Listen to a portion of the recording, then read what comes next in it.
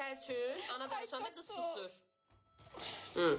Arzumu patlatacağım. Peki Arzu, Ayça.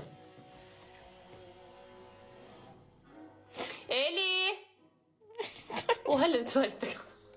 Ay Eli. Hardasan? Ne olub? Qanlayır Haran ağrıyır? Yaşı gösterme, bloka giderəm. Ama gördün neylədin? Olmaz. Dəmirvə deyil də, işin olmaz. Hə, deyə qan apardı, şəlalə getdi aşağı. Birinci bana geçmiş gidiyor sonra yine ağzımı incitti. Ağzımı incitdi. Deyir, oğlum bizdədir.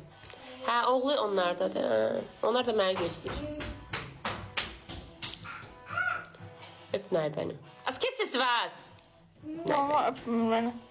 Öpmürəm. Öpmür. Xərçəng bürcü. Bax, bunu bilin. Burada xərçənglər varsa yaxşı bilir. Xərçəng Qızıyam. bürcü... Dəqiqətdə mən danışım.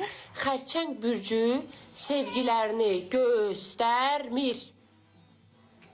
Xərçəng bürcü ürəkdən sevir, bək sevir.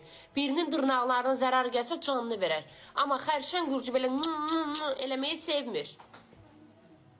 Onlar sevgilərini çox göstərə bilmir. Eləmə. Əlləmə pizzanı. Nay. Dur. Gələ. Gələ. Götür. Başa düşdük, bəli, bax. Görürsən, bu xərçənglərdir. Xərçənglər elədir, doğrudur.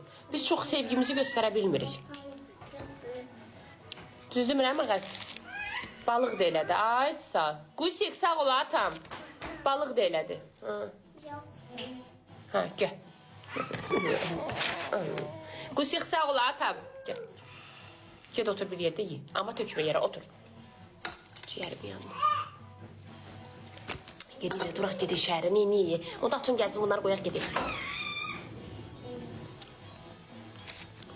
Xanım, mən bürc deyən zat deyirəm. Mən hardan bilim, mən öz bürcümdən danışdım. Sevmirəm mən buranı. Haranı? Almanyanı.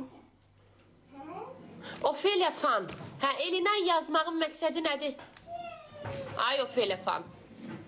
Elindən yazmağın məqsədi nədir? Az başdaşım olmayasan. Neyin kafasını yaşayırsan?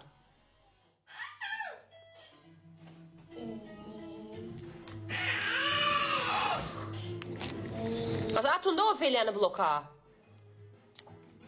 O fanı da neydi, əskisidir, trəpqası da neydi?